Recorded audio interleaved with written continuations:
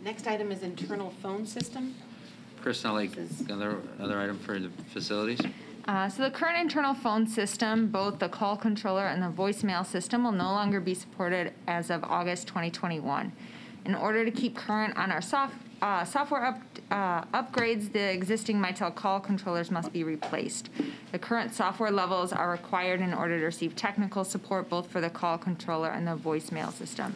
A good way to think about this, because I think it's a little confusing at first, it's like we have an iPad 3 and it's no longer being supported and it's no longer being updated. And so, you know, our physical iPad is okay, our physical phones are okay, but we need to update some of the things behind the scenes.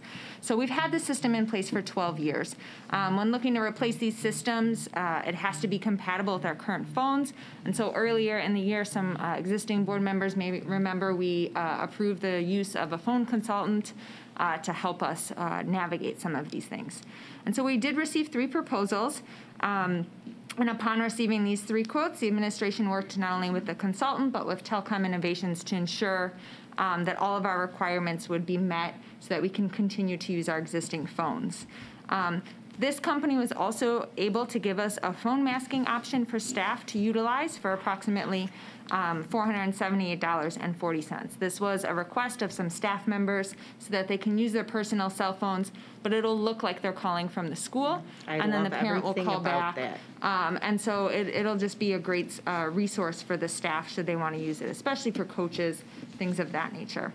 And it's by far much cheaper to go through our existing phone system than to try to get a third party to do that for us. Telecom Innovations Group is also the district's current vendor, and the administration has been very satisfied with the level of service provided. So we would recommend choosing the cheapest option of the Telecom Innovations Group. And this is a first read for the board. We do have time since we have until August before this is out of date. What is the work that entails? Is it a quick turnaround in terms of we're not going to installation go without phones? Yes, no, we will schedule it likely for end of July or early August so that it's well in place before the actual deadline is up. Maybe we can put it on a consent agenda. I think that seems like a good idea. Well, if the board approves it on June 8th, which would be their second read, it should give you plenty of time. Yes. Yeah, if you wanted to drop it in around the 4th of July when a lot of people take their vacation or mid-July. Oh, well. Do we do an individual vote on the consent?